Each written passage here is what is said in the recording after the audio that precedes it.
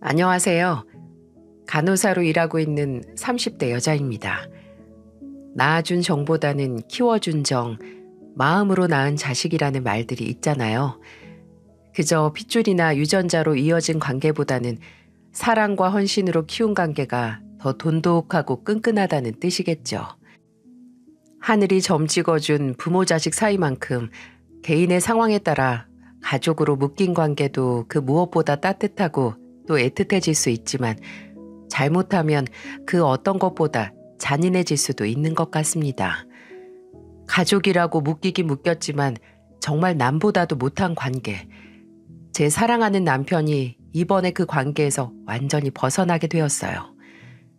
처음 남편을 만났을 때 남편의 첫인상은 참 남자가 처연하게도 생겼네 였습니다.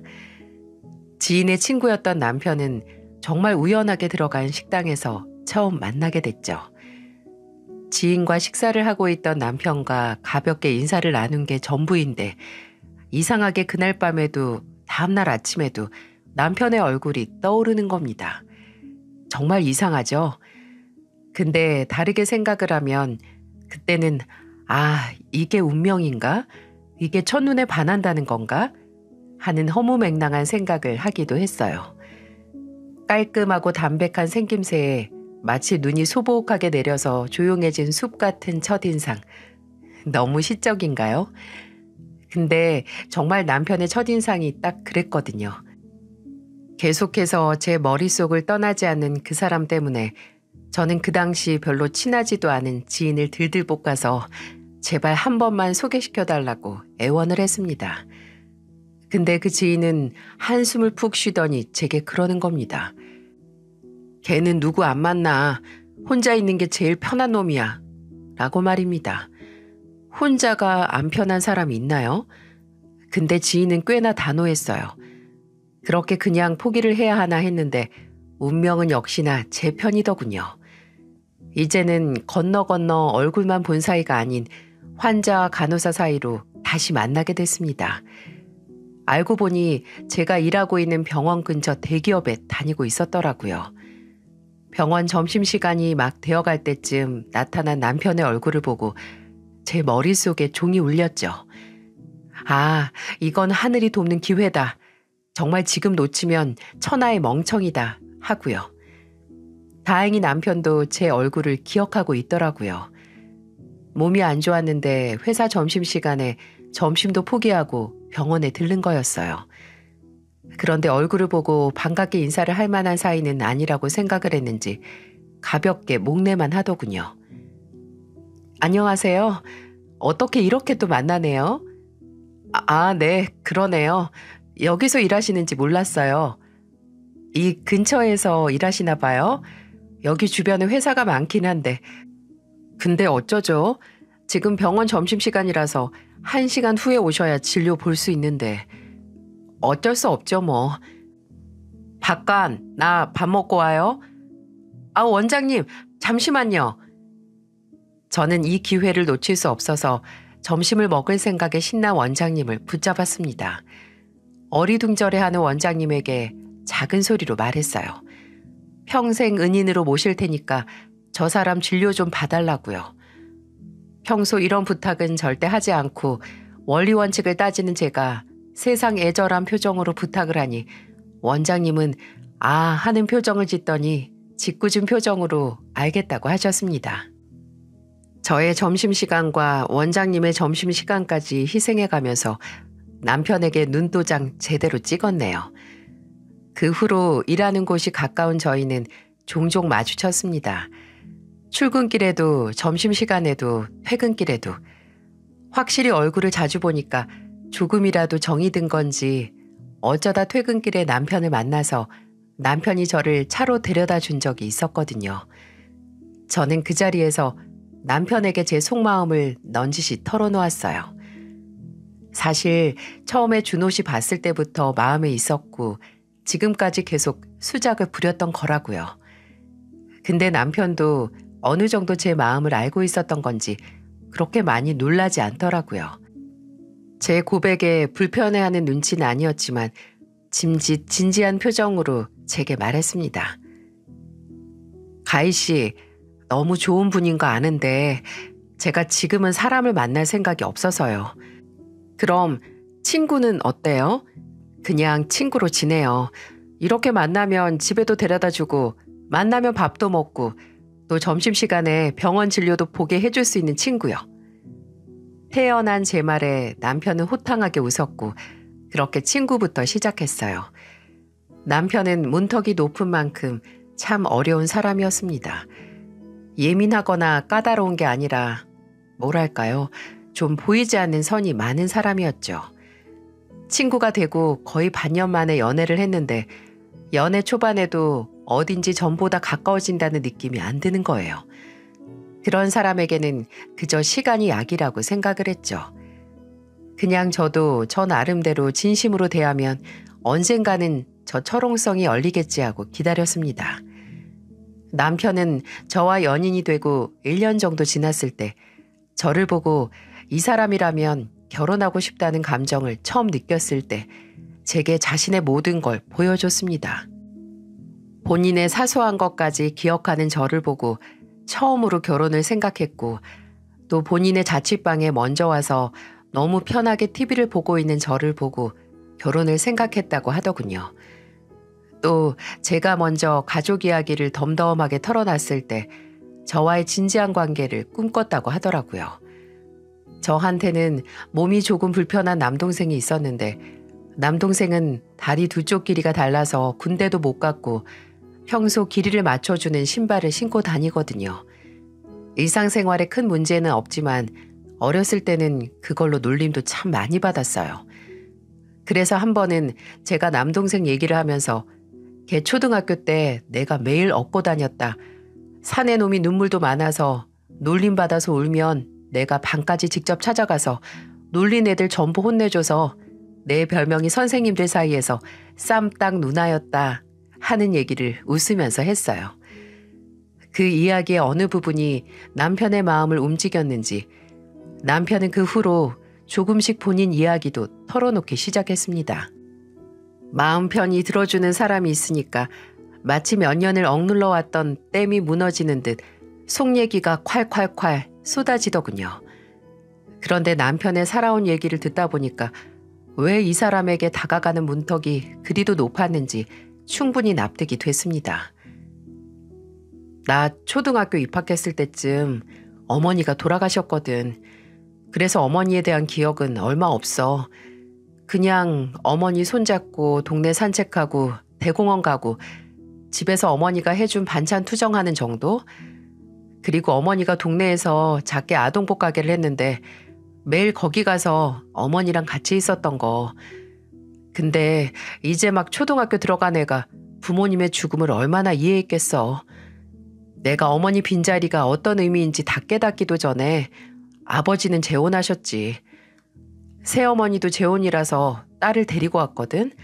나보다 2살 어린 동생이 생긴 거지. 근데 난 그때 새 가족이 생긴다는 생각에 또 좋았다. 참 웃기지? 사람을 내가 좋아했거든. 근데 그게 내 기대하고 완전 다르더라고. 우리 아버지는 지방 현장 돌아다니면서 막노동을 해서 한 달에 집에 있는 시간이 일주일도 안 됐거든.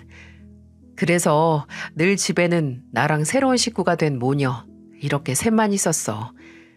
근데 그 식구에 내가 포함이 안 되는 거야. 무슨 소리인지 알겠어? 나는 새롭게 꾸려진 식구 취급을 못 받았던 거지. 새어머니가 날 정말 없는 취급했거든. 내가 말을 걸어도 별 대꾸도 안 해주고 늘 본인 딸 챙기기 바빴고. 처음엔 내가 뭘 잘못한 줄 알았어. 어린애가 뭘 알겠어. 차별이니 뭐니 알아채지도 못했지. 근데 중학교 올라가면서 내 교복 하나 안 사주는 걸 보고 실감했어. 정말 나한테는 돈 한 푼 안 주고 가족 취급도 안 하는구나 하고 말이야. 그럼 아버님께 얘기는 안 했었어? 했었지. 근데 집을 무슨 숙박업소처럼 쓰는 아버지가 뭘 하시겠어. 그냥 여자들은 원래 그런다. 같은 여자라서 서로 더 돈독한 거다. 네가 잘하면 새어머니도 너한테 잘한다. 그런 소리만 늘어놓는 거야. 나는 매년 키가 자라서 교복 바지는 점점 줄어드는데 바지 하나 사달라고 말을 못했어. 그래서 학교 졸업한 선배들이 기증하고 간 교복 무더기에서 내가 입을 거 찾았거든. 나중엔 그것도 도 같아서 눈대중만 봐도 저건 딱 나한테 맞는다. 바로 알았다니까. 내가 헌 교복 찾는 선수가 됐을 때 동생은 중학교 입학한다고 번지르한 새 교복 3벌이나 사주셨더라. 매번 드라이하기 힘드니까 골라서 입고 가라고 셔츠도 5개나. 나는 교복도 참고서도 다 선배들이 버리고 간 거 주워서 겨우 학교 다녔는데 내 동생은 새어머니가 주는 용돈으로 편하게 다녔지. 난 아직도 아침에 뭘 못 먹는다. 어려서부터 그 시간에 뭘 먹은 기억이 없어서 위장도 그렇게 길들여졌나 봐. 아침 먹고 등교한 기억이 없어. 근데 내 동생은 아침 먹다가 학교 지각한 적도 있으니 내 속이 더 뒤집어지지. 새어머니는 늘 동생 아침밥만 챙겨주고 내가 그걸 빤히 보고 있으면 너 학교 안 가니? 하고 빨리 집에서 내보내셨거든. 근데 나는 또 미련하게 그 관계를 완전히 포기를 못했어. 진짜 웃기지 않아? 나 싫다고 너는 내 자식 아니라고 티를 팍팍 내는데도 끝까지 그래도 중요할 때는 내 편이 되어주지 않을까? 이런 희망을 가지고 있었어. 그래도 가족이니까 남보단 낫겠지 하고. 근데 그것마저 완전히 놓게 됐어. 처음 고등학교 들어가고 내가 가출한 적이 있었거든. 사춘기가 늦게 오기도 했는데 그때 처음 본 중간고사를 완전 말아먹어서 속이 시끄럽기도 했고 집에는 내 편이 없지. 아버지는 전화하면 받지도 않으시고 그래서 한 3일 정도 학교도 집에도 안 갔어. PC방에서 자고 아니면 옆 동네 놀이터에서 자고 그러다가 수중에 돈이 뚝 떨어져서 안 되겠다 싶어서 집에 갔는데 내가 거실에 들어가자마자 새어머니가 날 막 팼어. 정말 무슨 짐승 패는 것처럼 패더라고. 남편은 마치 남일 얘기하듯 덤덤하게 그날의 일을 제게 말해주었어요. 새어머니는 남편을 아예 바닥으로 내동댕이 쳐서 누운 상태로 말도 못하게 때렸다고 합니다. 너, 내가 널 어떻게 키웠는데 그래도 그 사람 자식 새끼라고 안 내치고 한 집에 이렇게 있게 해줬잖아. 그럼 감사히 생각해서 숨 죽이고 살아야지. 날 학교까지 불려가게 만들어? 내가 쪽팔려서 얼굴을 들 수가 없어. 수혜반 친구들이 다 알고 있더라. 네 오빠 가출했다고 양아치라는 말 듣고 애가 엉엉 울면서 집에 왔어. 창피해서 학교 못 다니겠대. 네가 뭔데 내 딸 입에서 창피해서 학교 못 가겠다는 말이 나오게 만들어. 네가 뭔데? 가출? 애미 없이 자란 새끼인 거 동네방네 소문낼 일 있어? 남편은 그때 이미 새어머니보다 키도 몸집도 월등하게 컸지만 어떻게 반격을 못했다고 합니다. 그냥 몸을 한껏 웅크리고 머리를 감싸 안고 있는 것밖에 하지 못했다고 하네요. 이상하게 몸을 움직이지 못하겠는 거야. 아프다기보다는 확실히 너무 아팠는데 사기가 꺾였다고 해야 할지 진짜 손 하나 꼼짝 못하겠고 신음소리 하나 낼 수가 없었어. 몸에 멍이 들고 입술이 터지는 것보다 내 안에 그나마 혼자 처절하게 잡고 있던 가족이라는 끈이 완전히 끊어진 느낌? 뭐가 무너진 것 같기도 했고 뭘 기대했던 걸까? 진짜 더 억울했던 건 내 몸에 멍이나 터진 상처가 다 사라졌을 때쯤 아버지가 집에 오셨다는 거야. 만약 상처가 남아 있었다면 우는 소리라도 했을 텐데 말이야. 남편은 그 후로 새어머니나 동생 또 아버지에 대한 희망을 완전히 놔버렸다고 합니다. 분명 고아도 아니고 집도 가족도 다 있는데 마치 우주에서 혼자가 된 기분으로 하루하루를 버텼다고. 그나마 마음 편하게 있을 수 있는 곳이 학교라서 별다른 선택지도 없이 공부에 집중을 할 수 있었다고 해요. 학교 문이 열리면 제일 먼저 등교하고 학교 경비원 아저씨랑 같이 학교에서 나왔다고 하네요. 그러니 자연스럽게 성적은 오르고 그나마 어른들에게 마땅히 받아야 할 관심과 사랑은 학교 선생님들에게 다 받았다고요. 지금도 그때 고등학교 선생님들과 종종 연락한다고 씁쓸하게 웃으면서 말했네요. 스승의 날, 어버이날 1년에 2번씩 찾아뵌다고요. 대학 합격했을 때 진짜 드디어 그 집에서 탈출할 기회라고 생각했어. 그냥 고등학교 진학하는 것처럼 또 다른 학교에 입학하는 것뿐인데 그래도 어른이 돼서 나 스스로 앞가림을 할 수 있겠다는 무조건적인 믿음이 있었지. 그때 고등학교 졸업하고 바로 취업한 친구가 있었거든. 걔랑 반지하 원룸 같이 얻어서 바로 집에서 나왔어. 아버지한테 입학금하고 1학기 등록금만 부탁드렸고 꼭 갚겠다고. 그 후로는 도서관에서 살다시피 하면서 공부하고 가외에 3개씩 뛰면서 장학금 받고 돈 모았어. 군대 가기 전에 아버지한테 빌렸던 등록금 갚을 수 있었지. 옆에서 듣기만 해도 숨이 턱하고 막힐 정도로 치열한 시간이었겠구나 싶었습니다. 남편은 이야기를 끝마치면서 제게 조금 목이 메인 목소리로 말했어요. 그래서 저를 밀어낼 수밖에 없었다고. 나는 사랑을 제대로 받지도 또 누굴 좋아할 여유도 없이 살아서 누굴 만나서 연애하고 결혼할 욕심도 못 냈었대요. 방법을 모르니 아예 시작을 못했다고요. 지금까지 제 앞에 절대 무너지지 않는 남편의 철옹성에 이런 역사가 있었다니 제게 모든 걸 다 털어놓는 게 고맙기도 하고 또 감동스럽기도 한편으로는 사무치도록 안타깝기도 했어요. 남편이 낯을 가리고 서투른 점이 있지만 사람을 좋아한다는 건 저도 이미 알고 있었거든요. 제가 다가갔을 때 주저하면서도 또 건드리는 대로 따라주는 것도 또 먼저 제 가족을 만나고 싶다고 했던 걸 보면 정말 정에 약하고 사람을 좋아하는 사람이라는 걸 느낄 수 있었습니다. 저에게 본인 가족 이야기나 소개를 시켜주는 건 극도로 꺼리면서 또 저에게는 먼저 말없이 저희 본가에 찾아가서 식사를 한다거나 취업 준비를 하던 남동생을 불러서 이것저것 먼저 정보를 찾아주기도 했었고요. 이렇게 사람에 목말랐던 사람이 어려서부터 얼마나 외로웠을까 하는 생각에 머리가 어지러울 정도로 슬프더군요. 그나마 이제라도 나를 만나서 이렇게 그간의 고통을 치유할 수 있다면 좋겠다 하고 생각을 했죠. 하지만 남편과의 결혼 얘기가 점점 수면 위로 올라와 선명해질 때쯤 꼭 거쳐가야 할 단계가 남아 있었어요. 바로 남편을 그렇게 외롭게 만든 남편의 가족과 만나야 한다는 거. 남편도 명절이 아니면 일부러 찾아가지 않고 살았다고 하는데 아무래도 그런 시댁과 살갑게 얼굴을 마주하긴 어려웠죠. 남편은 그냥 형식상의 인사만 하자라고 제게 말하더군요. 본인도 어차피 기본만 하는 수준이니까 제게 굳이 걱정할 필요 없다고 저를 위로해줬죠. 근데 시댁에 먼저 인사를 드리러 가기도 전에 저는 문제의 그 모녀를 만나게 됐습니다. 바로 남편의 회사 앞에서 말이죠. 그날은 병원 오전 근무만 하던 터라 퇴근하면서 잠깐 남편의 얼굴을 보고 집으로 가려고 했어요. 잠깐 나올 수 있나 싶어서 가까운 남편의 회사로 걸어가면서 남편에게 전화를 하는데 안 받더라고요. 회의가 있나?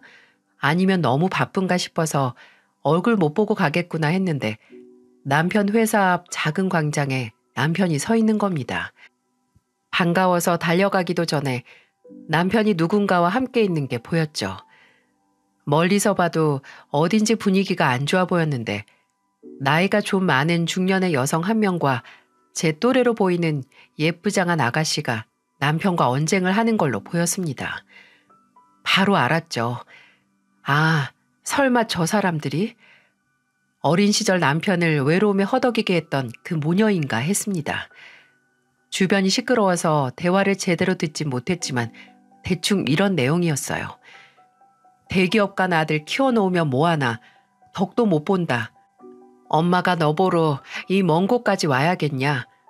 너 동생이 대학 졸업하고 뭐하고 사는지 궁금하지도 않지? 오빠 주변에 취직할 자리 있으면 알려줘라. 나 자격증 준비도 하고 스펙 쌓고 있다. 인사팀이면 면접 뭐 도와줄 것 없냐 등등. 딱 들어도 남편이 곤란해할 만한 대기업 간 남편에게 뭐 하나 얻기 위해 만나러 온 것처럼 보였어요. 남편은 어두운 얼굴로 둘을 돌려보냈고 한동안 혼자 벤치에 앉아서 생각을 정리하는 것처럼 보였습니다. 그날 제가 본 것에 대해서 딱히 남편에게 말을 하지 않았어요. 말할 이유도 없었고 남편이 불편해할 수도 있으니까요. 그 후 그 모녀와의 두 번째 만남을 갖게 됐습니다. 바로 드디어 문제의 시댁으로 인사를 드리러 가게 된 거죠. 어딘지 저보다도 남편이 더 긴장한 것처럼 보였습니다.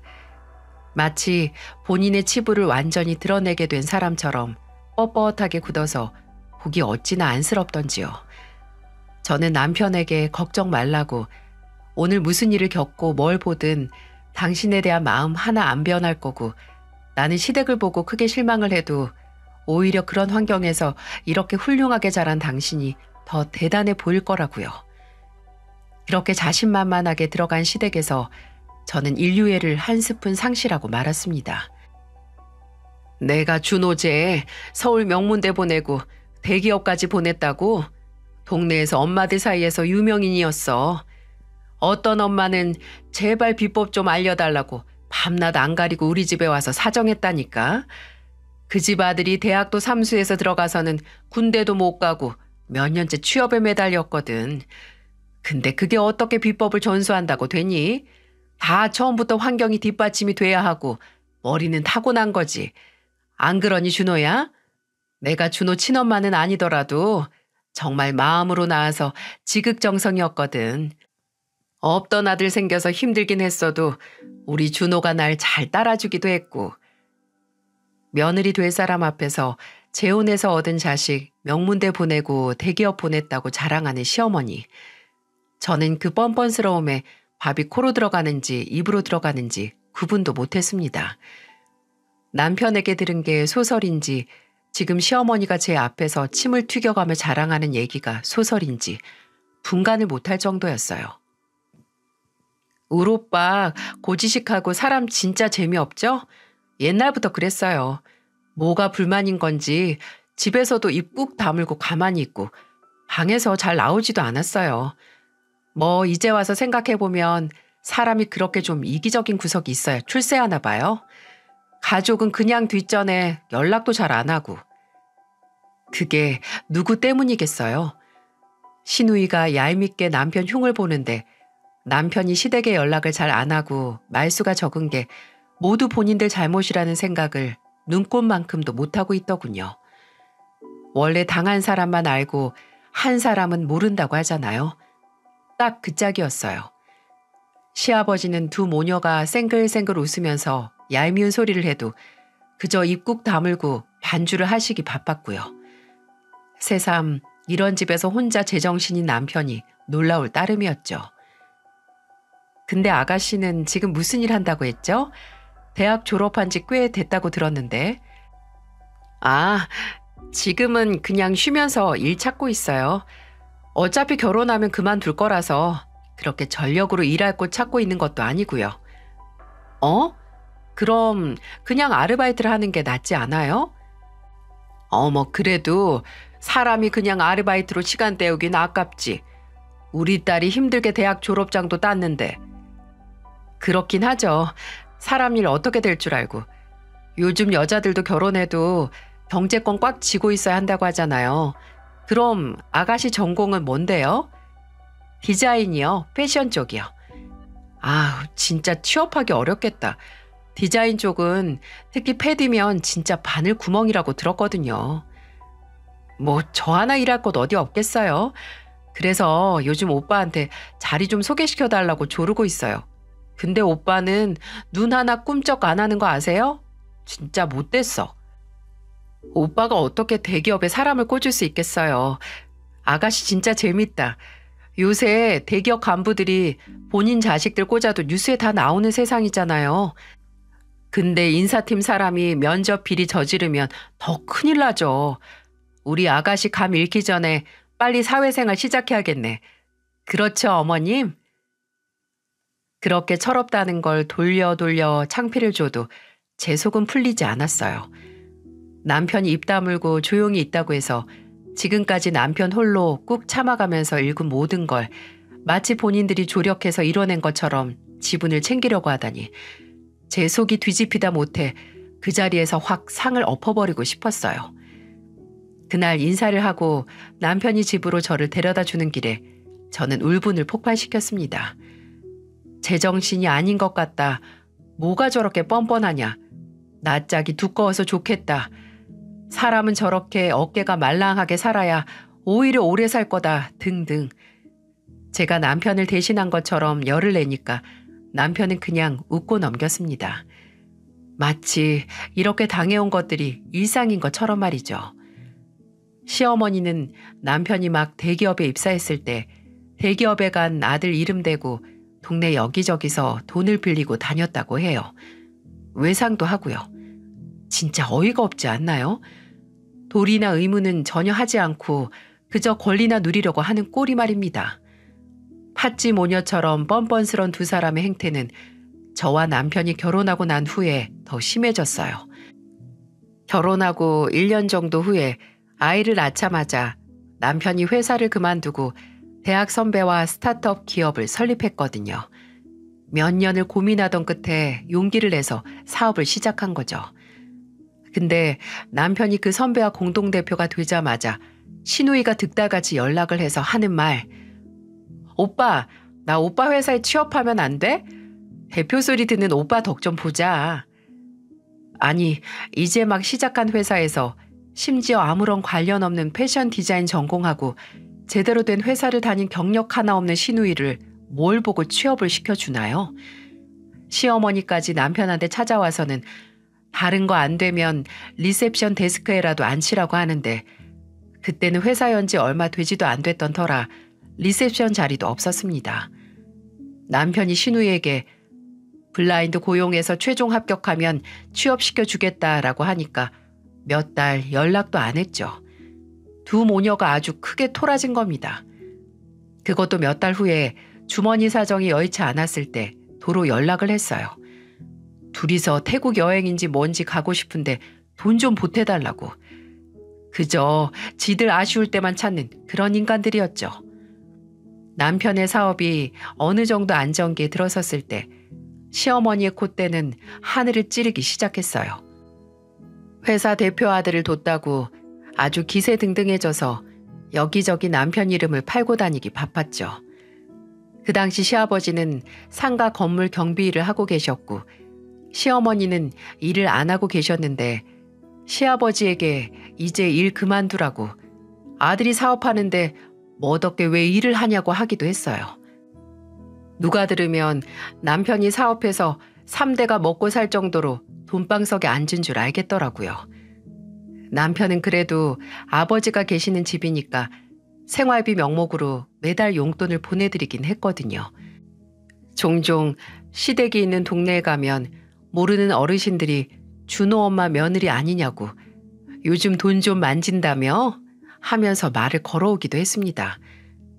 안 그래도 가기 싫은 시댁에 더 가고 싶지 않은 이유가 쌓였죠. 시누이도 뭘 믿는 건지 아예 취업 준비도 안 하고 사는 것 같았습니다. SNS를 보면 매일 평일 주말 할 것 없이 놀러 다니더라고요. 한 번은 정말 대형 사고를 쳤는데 남편이 사업을 같이 하는 관계자들끼리 모임을 갖는 날이었습니다. 중요한 모임이라서 제게는 늦으니까 먼저 저녁을 먹으라고 말해둔 날이었어요. 그런데 밤 9시가 되기도 전에 남편이 어두운 얼굴로 집으로 들어오는 게 아니겠어요? 일찍 들어왔네. 난 늦는다고 해서 그래도 12시 정도에 들어오는 줄 알았지. 제가 말을 걸어도 내내 한숨만 쉬고 얼굴이 빨개져서 연신 마른 손으로 얼굴을 쓸어내리기만 할 뿐이었어요. 제가 조용히 남편이 먼저 입을 열기를 기다리고 있는데 찬물로 세수를 한번 하고 와서 드디어 말을 하더군요. 모임 자리에 최수의 개가 갑자기 들이닥쳤어. 에? 아가씨가? 아니 왜? 그냥 지나가다가 우연히? 그럴 리가 있어. 내 생각에는 어머니한테 들은 것 같은데 어제인가 어머니한테 전화가 와서 오늘 바쁘다고 했거든. 사업 같이 하는 사람들이랑 모임 있다고. 이상하게 어디서 하냐, 뭐 먹냐 물어보셔서 생각 없이 다 말했지. 근데 수혜한테 말하려고 물어보신 거였나 봐. 내가 진짜 미쳐. 아니, 아가씨가 모타로 그 자리에 끼고 싶어 해? 혹시 아직도 당신 회사에 취직하고 싶어 해? 그건 아닌 것 같고 딱 하고 온 게 남자 만나러 온 거야. 내가 사업한다는 사람 만난다고 하니까 바로 튀어온 거지. 내가 말했잖아. 결혼하고 팔자 피고 싶어 하는 애라고. 남편은 그 당시 모임에서 있었던 수치스럽고 두고 보기 민망한 상황을 제게 설명을 해줬어요. 아가씨는 마치 우연인 것처럼 세상 놀라면서 과장된 인사를 남편에게 하더니 누가 권하지도 않았는데 냅다 그 자리에 앉아서 본인 소개를 하고 대화를 하기 시작했다고 하는 겁니다. 우리 오빠랑 만나는 거 재미없죠? 저는 오빠랑 달라요. 저는 재밌다는 얘기 정말 많이 듣거든요. 어머, 여기 잠 비었네. 제가 한 잔 따라 드릴까요? 근데 혹시 오빠 회사에서 일하시는 분이세요? 아니면 거래처? 남편은 그 자리에서 창피하고 화가 나서 시누이를 끌고 나왔다고 해요. 그리고 정신 좀 차려라. 너 조금 있으면 30대라고. 알아서 앞가림 하라고. 요즘 어떤 여자가 취집을 하려고 하냐고. 너 이러는 거 다른 여자들도 욕보이는 짓이다. 부끄러운 줄 알아라. 훈계를 했더니 남편에게 쌍욕을 하고 집으로 돌아갔다고 합니다. 아니, 화를 낼 게 누군데 누구한테 쌍욕을 하나요?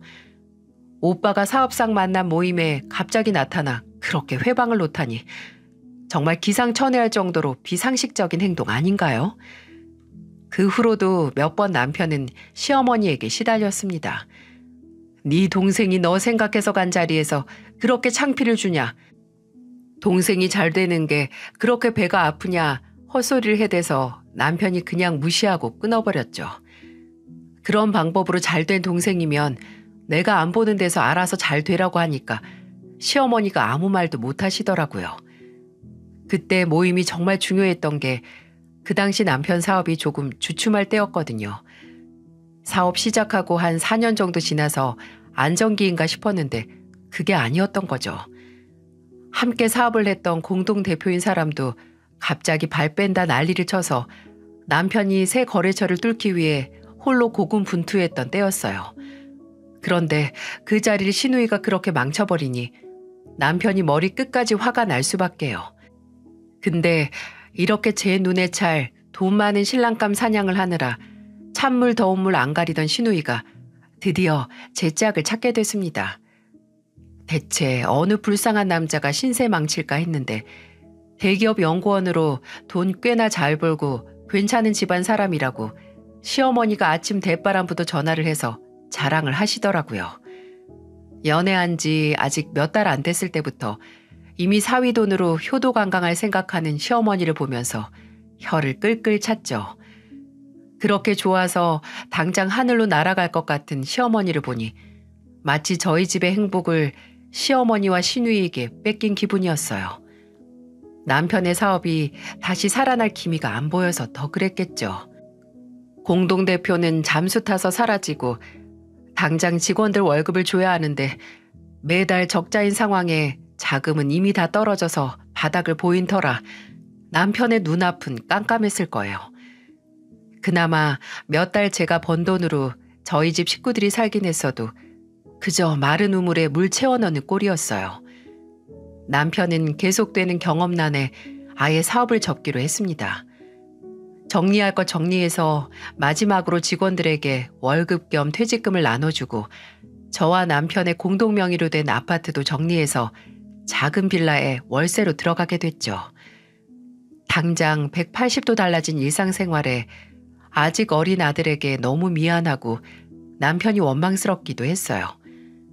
하지만 남편이 다른 걸 해먹다가 까먹은 것도 아니고 누구보다 성실했는데도 안 된 일이라는 걸 너무 잘 알기에 그 원망도 반짝하고 사라지기 일쑤였죠. 저와 남편은 다시 바닥부터 시작하기로 했습니다.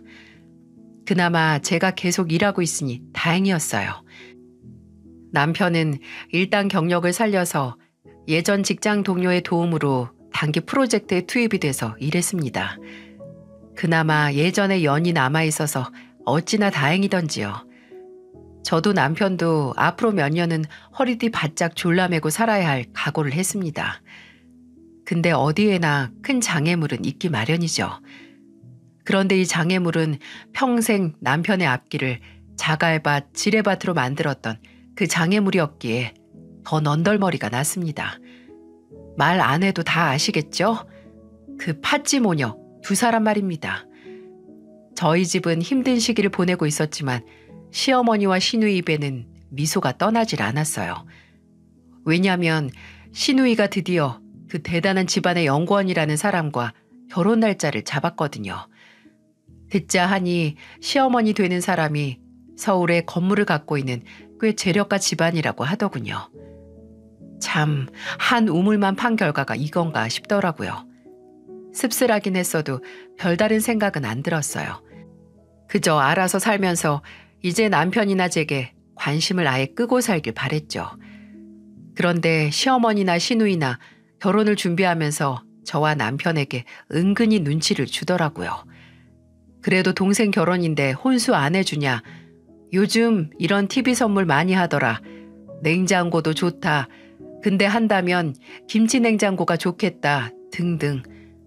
떡 줄 사람은 생각도 안 하고 있는데 먼저 입안에 가래떡 한 움큼 넣고 씻고 있더라고요. 남편의 사업을 아예 정리했다는 건 시댁에 말을 하지 않았어요. 구태여 말할 필요도 없었고 알면 한바탕 저희 속을 박박 긁을 거라는 걸 잘 아니까요. 근데 아직 남편이 사업을 하고 있다고 생각하는 시어머니는 돈 많은 아들이 딸 결혼할 때 뭐 하나 해주지 않을까 기대에 부풀어 있었던 거죠. 아무리 줄 생각이 없었어도 일단 저와 남편은 그 당시 그럴 여유조차 없었어요. 당장 집 정리하면서 남은 빚이 남아있던 터라 혼수까지 해줄 여유가 한 톨도 없었어요. 심지어 남편이나 저나 결혼할 때도 시댁에 받은 거 하나 없는데 당연하게 요구하는 모습도 어처구니가 없었고요. 그래서 그냥 축의금으로 하겠다. 혼수는 알아서 사라고 말했습니다. 시누이는 입술이 대빨 나와서 그럼 기대하겠다고 두둑히 주라고 뻔히 안 해도 될 말을 하더군요. 그래도 가족의 결혼이니까 남편도 몇 년 동안 입지 않은 맞춤 슈트를 차려입고 저도 시어머니 요구대로 한복을 대여해서 결혼식장으로 갔습니다. 먼저 와서 예식 준비하는 거 도우라고 해서 결혼식 전에 먼저 도착했죠. 웨딩드레스 입은 시누이 먼저 보기 전에 남편과 현금 30만 원 넣은 축의금 봉투부터 전달했어요. 그때 30만 원은 정말 한 달 생활비 중에 커다란 부분을 떼서 마련한 거였고요. 축의금을 하고 신부 대기실 쪽으로 가니까 시어머니와 시아버지 모두 그곳에 모여 있더군요. 시누이는 화장실에 간 건지 도우미들 대거 끌고 자리를 비운 상태였고요. 시어머니는 저와 남편을 흘끗 보고 그 흔한 완니라는 말도 없이 그냥 고개만 한번 끄덕이셨어요. 그리고 벽에 걸린 대형 거울을 몇 번이나 보면서 본인이 입은 한복 매무새만 몇 번씩 고치셨어요. 이 색 조금 촌스럽지 않니? 맞출 때 몰랐는데 여기 조명이랑 어째 안 맞나? 여보 어때요? 내 얼굴이랑 좀 떠 보이지 않아요?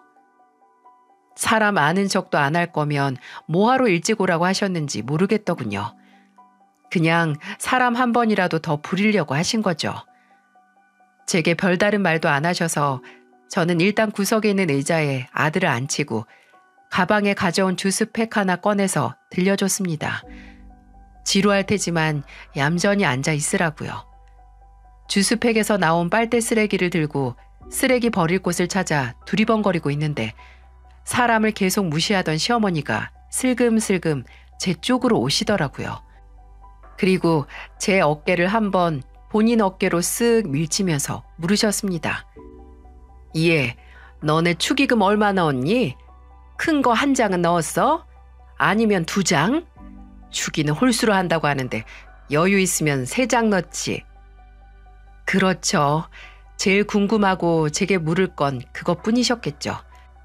저는 깊게 나올 것 같은 한숨을 목구멍으로 삼키고 말했습니다. 아니요, 크게 못하고 30만 원 넣었어요. 그것도 앞자리는 홀수긴 하네요. 제가 가볍게 말을 했는데 어딘지 시어머니 반응이 이상했습니다. 말없이 저를 조금 쎄한 얼굴로 빤히 보는데 뭐지 싶었어요. 시어머니께서 별말이 없으시니 저는 찾던 쓰레기통을 다시 찾기 시작했고 그때 목덜미 쪽에서 둔탁한 고통이 느껴졌어요. 저는 무슨 일인지 확인할 틈도 없이 한복 저고리가 뜯어지는 소리가 나면서 바닥에 주저앉았습니다. 경악스러운 얼굴로 뒤를 돌아보니 씩씩거리며 숨을 몰아쉬는 야차 같은 시어머니 얼굴이 보였고 그런 시어머니가 한 손을 부들부들거리며 제 저고리의 뜯긴 부분으로 보이는 걸 쥐고 있었어요. 그래요. 시어머니가 제 저고리 목덜미 쪽을 잡아 뜯어내면서 제가 넘어진 거죠. 믿을 수가 없었습니다. 대체 뭐 때문에 저런 괴력까지 발휘하면서 저를 밀친 건지요.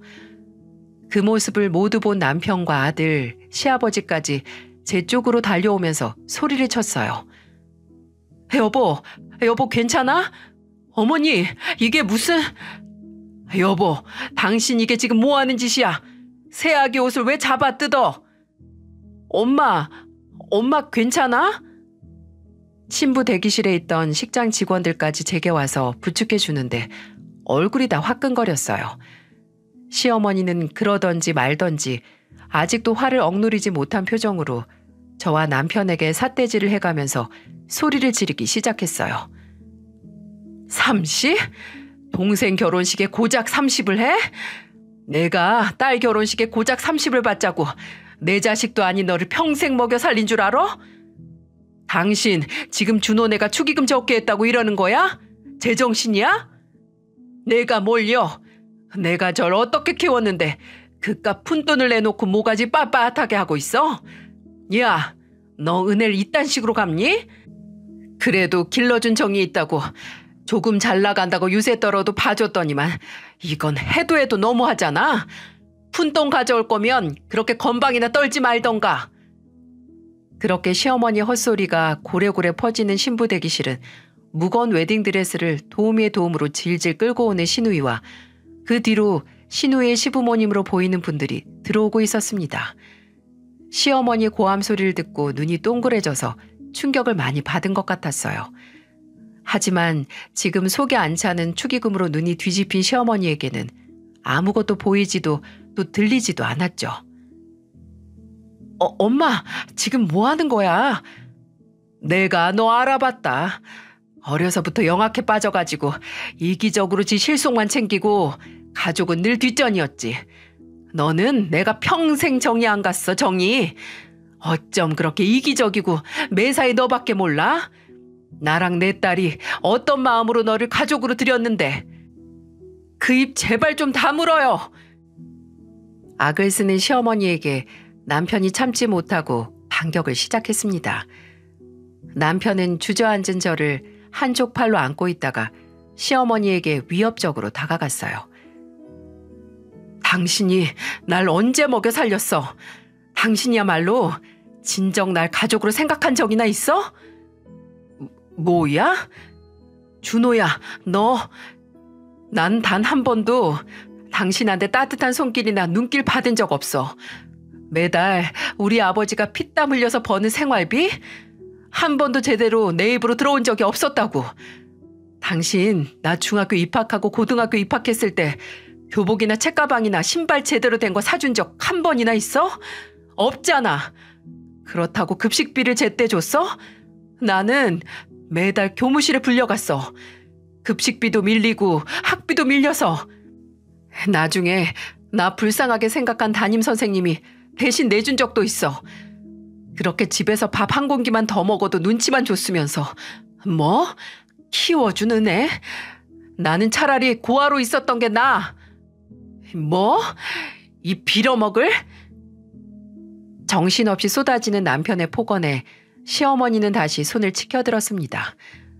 남편은 그런 시어머니의 팔을 잡아 제가 시어머니에게 밀쳐 넘어진 것처럼 시어머니를 땅바닥으로 밀었어요. 그 과정에서 시어머니가 입은 한복 소매 한쪽이 뜯어져 버렸죠. 김양숙 씨, 당신은 나 키운 적 없어.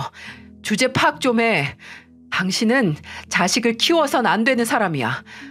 재혼해서 만난 자식은 자식 취급도 안 하고 성공한 후에야 그나마 뭐 빼먹을 것 없나 하고 주변에서 맴돌고 진짜 자식이라고 오냐오냐 키운 자식은 딱 당신처럼 키웠잖아. 남의 등골이나 빼먹는 뻔뻔한 기생충으로. 이제 이만합시다. 이만했으면 나도 그나마 10여 년 한 집에서 같이 한 사람으로서 도리 다 했어요. 하나 있는 딸 결혼 잘 시키세요. 이제 남의 자식인 아들한테 뭐 하나 뺏어 먹을 것 없나 눈치 보면서 살지 말고 잘난 사위 등골 빼먹으면서 딸이랑 오순도순 사세요. 여보, 가자. 남편은 그대로 제 손을 잡고 식장을 나왔습니다.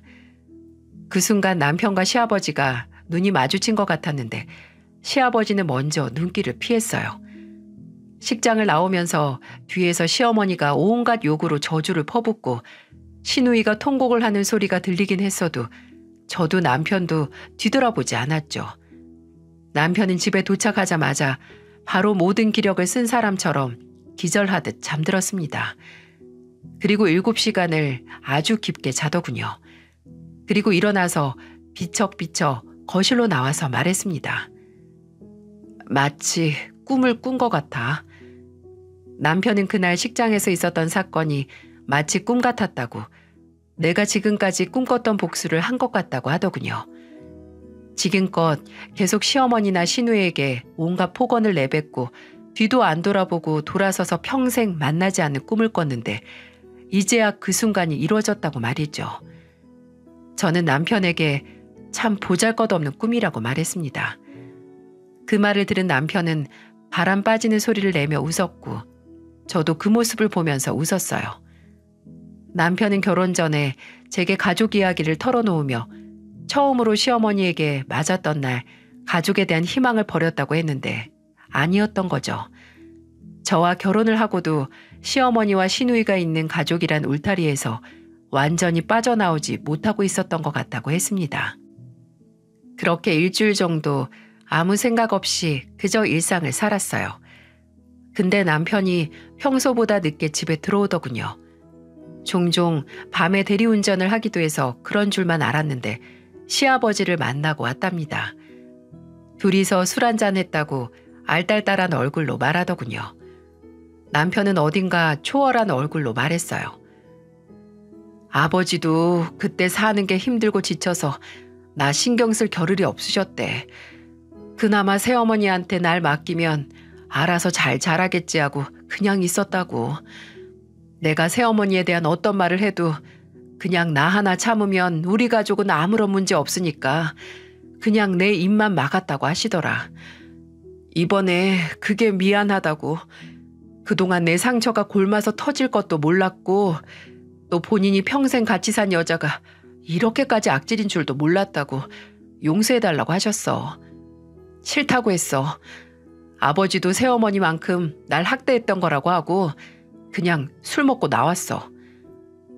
남편은 눈물 하나 흘리지 않았지만 우는 것 같았어요. 멍하니 초점 없는 얼굴로 그렇게 말을 하니까 저는 그저 옆에서 남편의 굳은 어깨를 가만히 안아주는 것밖에 하지 못했죠. 하지만 남편은 후련하다고 했습니다. 이제 괜한 희망도 기대도 품을 곳 없어서 편하다고요. 그동안 외롭고 혼자라는 걸 인정하기 싫어서 주변을 맴도는 날벌레들은 가족으로 생각하면서 살았던 것 같다고 하더군요. 그 후로 5년이라는 시간이 지났습니다. 저희 아들은 그 사이 초등학교 3학년이 됐고 저는 병원을 옮겨서 이직을 했어요. 남편은 새로운 사업 파트너를 찾아서 다시 사업을 시작했습니다. 이전처럼 처음부터 크게 시작하지 않고 아주 소소하게 시작해서 안정기에 들어선 지 이제 2년이 됐습니다. 제 남동생도 다른 회사를 다니다가 이번에 남편의 회사로 이직을 했고요. 남편이 가족이라고 생각했던 날벌레들을 싹 없애버리니까 저희 가족의 일상에 집중하기가 더 수월했습니다. 3년 전 한 번 시아버지에게 연락이 온 적이 있었는데 병원에서 온 전화였어요. 시아버지가 풍에 걸려서 이제 경비일도 못한다고 병원에 입원해서 연락을 해온 거죠. 남편은 몇 날 며칠 잠을 설치다가 저와 상의해서 다시 달에 한 번씩 용돈을 보내드리기로 했습니다. 그래도 약값은 필요하셨으니까요. 시아버지만 연락을 해오신 건 아니었어요. 한 번은 시어머니가 신우의 이혼 소식을 들고 저희를 찾아왔어요. 어떻게 알았는지 제가 옮긴 병원으로 찾아오셨더라고요. 예전에 일하던 병원에 가서 알아냈나 보더라고요. 참, 제가 창피해서 못 삽니다. 처음에는 제가 보고도 못 본 척하고 있으니 욕이란 욕은 다 하면서 난동을 부리셨어요. 네가 뭔데 날 무시해? 너 때문에, 너랑 네 남편 때문에 내 딸이 이혼까지 당했잖아. 책임져! 이게 무슨 소리인가 하니 시어머니의 말은 이거였습니다. 결혼식을 하긴 했지만 결혼식장에서 있었던 소란 때문에 신우이와 남편 될 사람 사이가 서먹해졌다. 사돈도 갑자기 시어머니를 무시하기 시작했고 결혼하자마자 별거 했다고. 근데 사위가 갑자기 신우이가 씀씀이가 해프고 본인 돈을 물수도 쓴다고 이혼을 하자고 일방적인 소송을 걸었다고요. 아니 이게 저랑 제 남편 잘못이 하나라도 있는 건가요? 결혼식 난동은 모두 시어머니의 작품이었고 결혼하고 상대방 돈을 물수도 쓴 건 다 신우이 잘못인데 말이죠. 그날 제가 일하는 병원까지 찾아와 말도 안 되는 이유로 소란을 떠는 시어머니는 병원 경비를 불러서 아예 내쫓아 버렸습니다. 그 후로도 몇 번 시어머니와 신우이가 책임지라는 식으로 연락을 해왔어요. 문자로 육두문자를 남기기도 하고 병원으로 말도 안 되는 탄원서를 써서 보내기도 하고요. 저를 자르라고 말입니다. 근데 그게 먹힐 리가 만무했죠. 저도 남편도 관심을 한 톨도 주지 않고 계속 이러면 문자나 탄원서에 있는 성적인 욕을 빌미로 통매운법으로 고소한다고 하자 겁먹고 한동안 조용했습니다. 정말 입에도 담지 못할 쌍스러운 욕을 제게 했었거든요. 근데 이번 연도 초에 다시 한번 시어머니에게 연락이 왔습니다. 바뀐 전화번호로 말이죠. 정말 지겹지도 않나요? 시어머니는 제발 한 번만 만나달라. 이번에 만나주면 절대 평생 귀찮게 안 하겠다고 사정사정을 해서 남편 말고 제가 시어머니를 만났어요. 그렇게 또 몇 년 만에 만난 시어머니는 한 10년 만에 만난 사람처럼 얼굴이 상해 있더군요. 절 만난 시어머니는 다 마른 입술을 달싹이면서 대뜸 이런 말을 하시더군요. 내가 지은 죄가 많나 보다. 그동안 내 욕심 부리던 거 말년에 다 되받는다. 시어머니는 작년에 받은 병원 검사에서 폐암 판정을 받았다는 걸 제게 고백했습니다. 신우이도 이혼 후에 연락이 잘 안 된다고 이제 와서 연락해서 미안한데 시아버지도 풍으로 집에 누워만 있으니 정말 기댈 곳 하나 없어서 연락을 했다고 말이죠. 머리카락이 이제는 다 빠져서 휑한 정수리를 보이며 약한 소리를 하시는데 아무리 마음이 약해진다고 해도 당사자인 남편에게 사과를 하고 마무리를 지어야 할 일이잖아요. 저는 당장 병원비를 걱정하는 시어머니에게 현금 50만 원을 쥐어드리고 말했어요. 이제 제게 연락하지 말고 정말 용서를 빌고 싶으면 용서빌 준비를 해서 남편에게 하라고 말이죠. 그 고백 이후 아직까지 시어머니는 남편에게 먼저 연락을 안 하시는 것 같습니다. 솔직히 무슨 염치로 연락을 하겠어요? 정말 본인 잘못을 뉘우치고 용서를 받고 싶다기보다는 그저 본인 몸이 걱정되니까 이제 와서 지푸라기를 잡는 심정일 텐데 앞으로 영원히 연락이 안 왔으면 합니다. 저도 그렇지만 남편에게도 어떤 방식으로든 시댁 사람들의 개입은 독이 될 수밖에 없으니까요. 남편은 정말 가지고 싶었던 나를 위하는 가족을 아버지나 재혼한 시어머니에게서 평생 찾지 못하고 이제와 저와 아들을 통해서 갖게 되어서 안정적인 일상을 되찾았네요. 어려서부터 몇십 년을 용심조차 못 낸 가족을 말입니다. 그나마 외롭게 살던 남편이 이제라도 안정을 찾고 저와 아들과 함께 평생 행복했으면 좋겠습니다. 저와 남편의 이야기를 들어주신 모든 분들께 감사의 말씀을 전합니다. 모두들 행복하세요.